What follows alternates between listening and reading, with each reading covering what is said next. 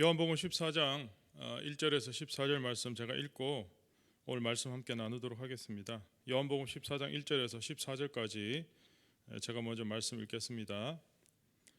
너희는 마음에 근심하지 말라. 하나님을 믿으니 또 나를 믿으라. 내 아버지 집에 거할 곳이 많도다. 그렇지 않으면 너희에게 일렀으리라. 내가 너희를 위하여 거처를 예비하러 가노니 가서 너희를 위하여 거처를 예비하면 내가 다시 와서 너희를 내게로 영접하여 나 있는 곳에 너희도 있게 하리라. 내가 어디로 가든지 그 길을 너희가 아느니라. 도마가 이르되 주여 주께서 어디로 가시는지 우리가 알지 못하거늘 그 길을 어찌 알겠사옵나이까.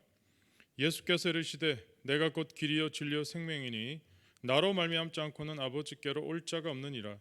너희가 나를 알았더라면 내 아버지도 알았으리로다. 이제부터는 너희가 그를 알았고 또 보았느니라. 빌립이 이르되 주의 아버지를 우리에게 보여주옵소서. 그리하면 족하겠나이다. 예수께서 이르시되 빌립아 내가 이렇게 오래 너희와 함께 있으되 내가 나를 알지 못하느냐. 나를 본 자는 아버지를 보았거늘 어찌하여 아버지를 보이라 하느냐. 내가 아버지 안에 거하고 아버지는 내 안에 계신 것을 내가 믿지 아니하느냐. 내가 너희에게 이르는 말은 스스로 하는 것이 아니라 아버지께서 내 안에 계셔서 그의 일을 하시는 것이라. 내가 아버지 안에 거하고 아버지께서 내 안에 계심을 믿으라. 그렇지 못하겠거든 행하는 그 일로 말미암아 나를 믿으라. 내가 진실로 진실로 너에게 이르노니 나를 믿는 자는 내가 하는 일을 그도 할 것이요 또한 그보다 큰 일도 하리니 이는 내가 아버지께로 감이라. 너희가 내 이름으로 무엇을 구하든지 내가 행하리니 이는 아버지로 하여금 아들로 말미암아 영광을 받으시게 하려 함이라. 내 이름으로 무엇이든지 내게 구하면 내가 행하리라. 아멘. 요한복음 14장 1절에서 14절 말씀 읽었는데요. 코로나 바이러스가 이때쯤이면 좀 사그라들고 다시 우리가 예배당에 모여서 예배를 드릴 수 있지 않을까 하는 기대를 가졌습니다. 그런데 시간이 점점 길어지고 또 온라인으로 계속 예배를 드림에 따라서 여러분들 얼굴을 볼 수 없어서 제가 하나님 말씀을 그래도 조금은 전달해야 되겠다 싶어서 그동안 새벽 기도하면서 하나님께서 주셨던 본문들을 가지고 차례로 말씀을 전해드리려고 합니다. 그 중에 한 본문이 오늘 요한복음 14장 본문인데요. 특별히 요한복음 14장 1절에서 14절 말씀 제가 읽어드렸습니다. 제목은 너희는 마음에 근심하지 말라라는 제목입니다. 유명한 기독교 철학자인 케로케골은 이렇게 말합니다. 인간에게 있어서 죽음에 이르게 만드는 병은 절망이다 이렇게 말합니다. 그래서 인간은 희망을 먹고 사는 존재라고 할 수 있죠. 희망이 있다는 것은 살아있다는 증거입니다. 살아있다는 것은 내일에 대한 꿈을 안고 산다는 것을 의미합니다. 희망이라는 것은 사람이 살고 죽는 것을 결정하는 아주 중요한 요소가 됩니다. 2차 세계대전 당시에 빅터 프랭클이라는 유대인 정신과 의사가 있었습니다. 그는 나치의 강제 수용소에서 수년간 고생하다가 전쟁이 끝나면서 다시금 자유를 얻게 되었고 자기가 수감되어 있는 동안에 겪었던 일들을 정신과 의사의 눈으로 분석하여 참 유익한 책을 낸 사람입니다. 그는 수용소에 갇혀 있을 동안에 함께 수감된 사람 가운데 국제적으로 꽤 알려진 어떤 작곡가 한 명이 있었다고 합니다. 어느 날 그 작곡가가 그에게 다가와 넌지시 이런 말을 했습니다. 여보 의사 양반, 내가 긴히 할 말이 있어요. 얼마 전에 아주 희한한 꿈을 꿨는데 꿈속에서 누군가 내게 다가오더니 이렇게 말하는 거예요. 알고 싶은 게 있으면 무엇이든지 물어보라. 그러면 내가 다 대답해 줄게. 그래서 내가 이 전쟁이 언제 끝날지 가르쳐 달라고 했어요. 그랬더니 그 사람이 1945년 3월 30일 날 끝날 거라고 대답했어요. 이 말을 듣고 이 빅터 프랭클은 그 작곡가에게 이렇게 되묻습니다. 그 꿈 언제 꿨습니까? 그랬더니만 그 작곡가가 한 달 전쯤입니다. 근데 그들이 대화를 나누고 있던 때는 1945년 3월 초였습니다. 그러니까 22일만 있으면 전쟁이 끝나고 수용소의 철조망 문이 열리면서 그들이 자유를 찾을 수 있게 된다는 것입니다. 이 말을 한 작곡가의 얼굴은 희망의 빛으로 빛나고 있었습니다. 그러나 웬일인지 시간이 흐르고 흘러 3월 말이 다가오는데도 수용소의 문은 열릴 수 있을 것이라는 기대를 가질 만큼 전세가 호전되지 않았습니다. 물론 우리가 아는 것처럼 1945년 2차 대전이 끝난 것은 사실입니다. 그러나 수용산에서 볼 때는 도무지 변화의 징조가 보이지 않았던 것입니다. 그러다 보니 작곡가는 자꾸 마음이 초조해졌습니다. 30일 전, 바로 하루 전 29일 날 결국 사고가 나고 말았습니다. 갑자기 고열이 나더니 쓰러져 버린 거죠. 그 다음날 그는 의식을 잃고 행설수설하다가 그만 세상을 떠나고 말았습니다. 병원에서 검사를 해보았더니 발진 티푸스가 사인이었습니다. 빅터 프랭클은 이 사건을 이렇게 분석했답니다. 사람이 희망을 가지고 있을 때는 몸의 면역 기능이 활발하게 작동하기 때문에 발진 티푸스균이 들어와도 그 균을 충분히 억제할 수 있다고 합니다. 그러나 작곡가의 경우 30일이 다 돼 가는데도 자기가 꿈에서 들은 예언이 성취될 가망이 전혀 보이지 않자 절망에 빠져버린 거죠. 그리고는 이제는 도대체 무엇을 믿고 기대하며 살 것인가 하는 근심과 불안이 그 마음을 송두리째 사로잡고 말았습니다. 그러자 몸속에 있는 면역체 기능이 완전히 힘을 잃어버려서 발진 티푸스의 균을 억제하지 못하고 당하게 되었다는 거죠. 여러분, 그렇습니다. 희망을 갖고 사는 사람은 몸의 면역 기능이 활발하게 움직이기 때문에 웬만한 일에도 꺾이지 않습니다. 그러나 희망을 잃어버린 사람은 아무리 어제까지 건강했다 해도 오늘을 자신할 수 없습니다.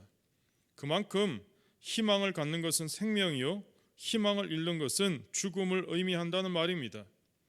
그래서 빅터 프랭클 박사는 그의 이러한 자전적 삶을 통해 사람들에게 삶의 의미를 가르치고 책을 통해서 수많은 사람들에게 도움을 줍니다. 그는 책에서 이렇게 말하죠. 왜 살아야 하는지를 아는 사람은, 다시 말해서 why, 왜 살아야 하는지를 아는 사람은 그 어떤 상황도 견뎌낼 수 있다는 겁니다.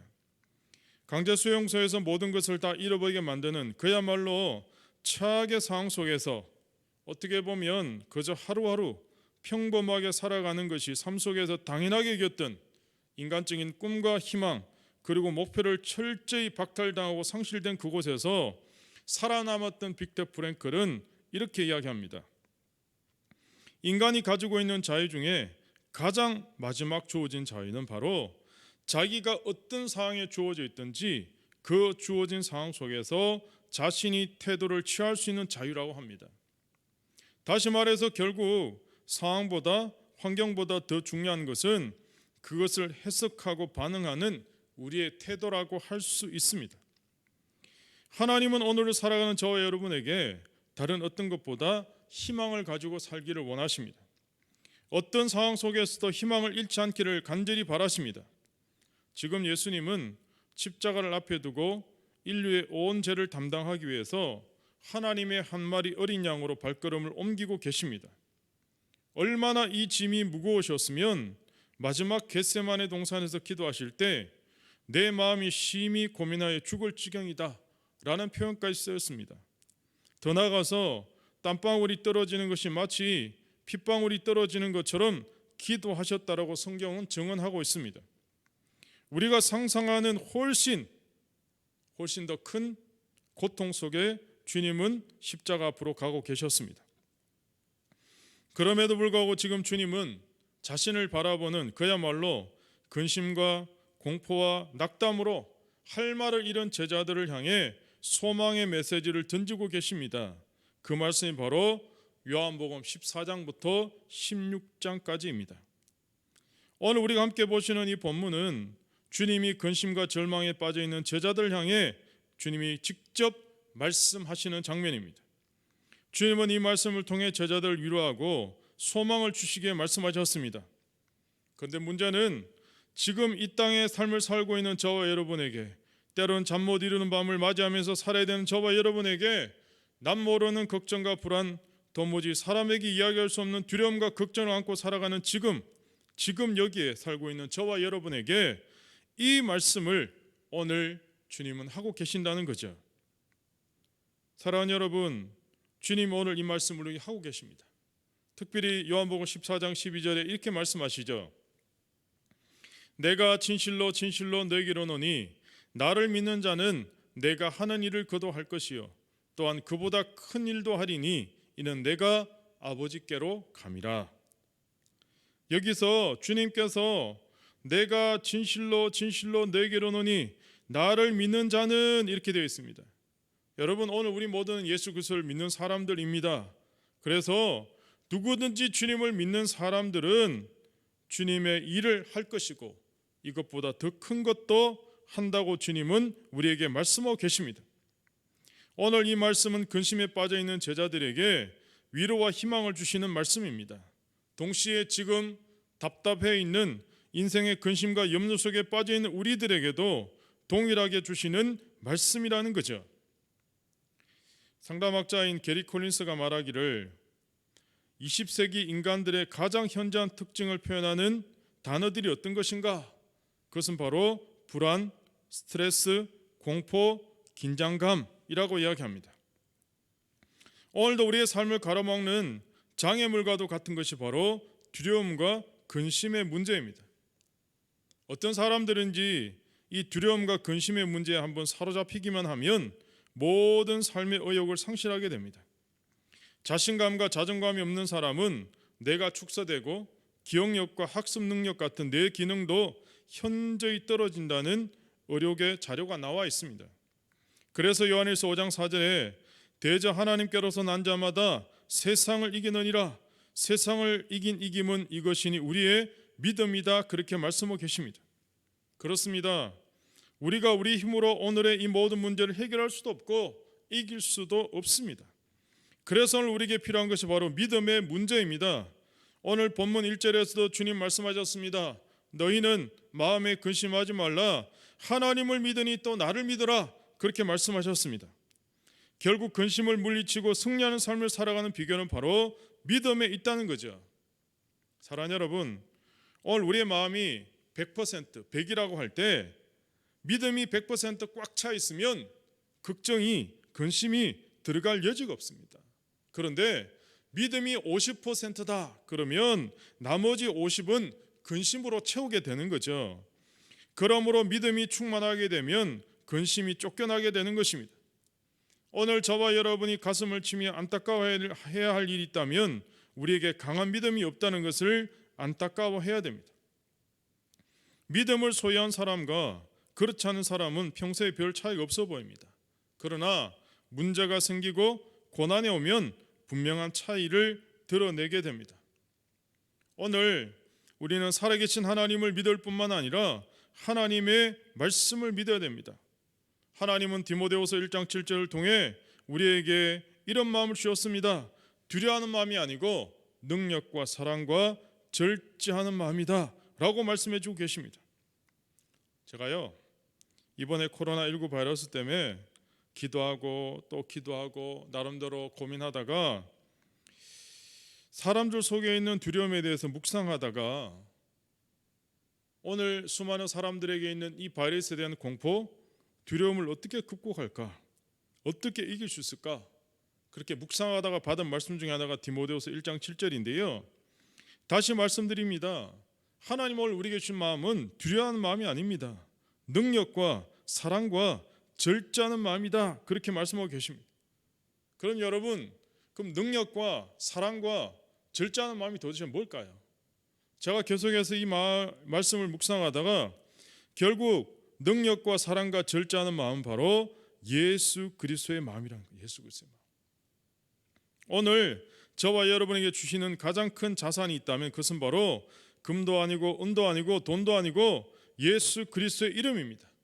그 이름을 붙드는 마음, 그것이 바로 능력과 사랑과 절제하는 마음이라는 거죠. 여러분, 두려워하는 마음은 전부 마귀가 주는 마음입니다. 믿음이 떠날 때, 하나님에 대한 신뢰가 사라질 때, 특히 하나님이 나와 함께 하신다는 확신이 없을 때 두려움이 생깁니다. 성도란 두려움을 가지고 살아가는 존재가 아니라 하나님을 바라보는 확신으로 살아가야 될 사람들입니다. 사랑하는 여러분, 우리가 오늘도 이 땅에서 신앙생활을 하고 있다는 것은 내 힘으로, 내 생각으로, 우리의 전통으로, 경험으로, 간판으로 버티게 하는 게 아닙니다. 절대로 우리 자신의 힘으로 승리하는 삶을 살아갈 수 없습니다. 예수님께서 사람들에게 찾았던 가장 소중한 자산은 바로 믿음입니다. 믿음을 보시고 제자들을 선택하셨고, 믿음을 보시고 칭찬하셨고, 믿음을 따라 기적을 베풀어 주었습니다. 믿는 자에게는 표적과 기적이 따를 것이라고 말씀하셨습니다. 오늘 예수님 자리 인생을 살아가는 저와 여러분들에게 믿음은 바로 생명과도 같은 것입니다. 믿음은 우리의 삶의 기초입니다. 사도 바울도 자기 인생의 마지막 고백에서 이렇게 고백합니다. 디모데후서 4장 7절에 내가 선한 싸움을 싸우고 나의 달려갈 길을 마치고 믿음을 지켰다, 이렇게 얘기해요. 믿음을 지켰다. 여러분, 그러면 무엇이 믿음입니까? 믿음이란 바로 살아계신 하나님을 믿는 것이 믿음입니다. 하나님을 찾는 자들에게 상 주심을 믿는 것이 믿음입니다. 우리가 믿는 하나님은 전능하신 하나님입니다. 우리의 인생의 새로움, 우리의 인생의 눈을 들어 하나님을 바라볼 때 시작되는 것입니다. 그럼 도대체 우리가 믿음으로 산다는 게 뭐죠? 믿음으로 산다는 건 다른 말로 말하면 언어의 능력을 믿는 걸 말합니다. 우리의 언어가 우리의 미래를 창조하는 원천임을 믿는 것입니다. 믿음의 사람들은 언어가 미래를 열어가는 씨앗이자 열쇠임을 알았습니다. 그래서 성경에 나오는 우리의 모든 믿음의 선배들을 보면 언제나 축복의 말, 긍정적인 말, 생산적인 말, 그리고 할 수 있다는 말을 합니다. 그러므로 사랑하는 여러분, 오늘 우리 모두는 하나님 앞에 다시 우리 믿음의 말을 선포해야 됩니다. 우리들은 하나님을 아버지로 고백하며 살아간 성도입니다. 우리에게 부를 수 있는 이름이 있습니다. 예수 그리스도의 이름에는 능력이 있습니다. 믿음과 두려움은요, 시소처럼 반비례하거든요. 두려움이 찾아올 때마다 약을 먹고 수면제를 먹고 때론 약도 먹어야 됩니다. 그러나 근본적인 해결이 되지 않습니다. 사랑하는 여러분, 오늘도 우리의 삶에 문제와 두려움들이 가득 차 있습니다. 이 시간 이렇게 한번 선포해 보시길 바랍니다. 여호와는 나의 능력이시니 내가 누구를 두려워하랴. 사랑하는 여러분, 아직까지 이 코로나19 사태가 언제 끝날지 아무도 장담할 수 없습니다. 전 세계가 이 코로나19 사태로 공포에 떨고 있습니다. 이러한 상황 속에서 저는 여러분에게 다시 믿음을 강조합니다. 우리는 살아계신 하나님을 온전히 신뢰하고 그 하나님을 바라보는 믿음으로 오늘 이 상황들을 하나님께 맡기고 다시 기도해야 할 것입니다. 오늘 이 말씀을 듣는 모든 여러분들에게 하나님의 위로와 평안이 함께 하시기를 축복합니다. 그래서 언젠가 우리가 이 상황이 다 끝나고 다시 함께 얼굴과 얼굴을 맞대고 예배 드리는 그날, 우리가 하나님 앞에 온전히 우리 믿음을 고백하고 영광 돌리는 귀한 예배가 있게 되기를 예수 그리스도의 이름으로 축복합니다. 감사합니다. 여러분, 건강하시기 바랍니다.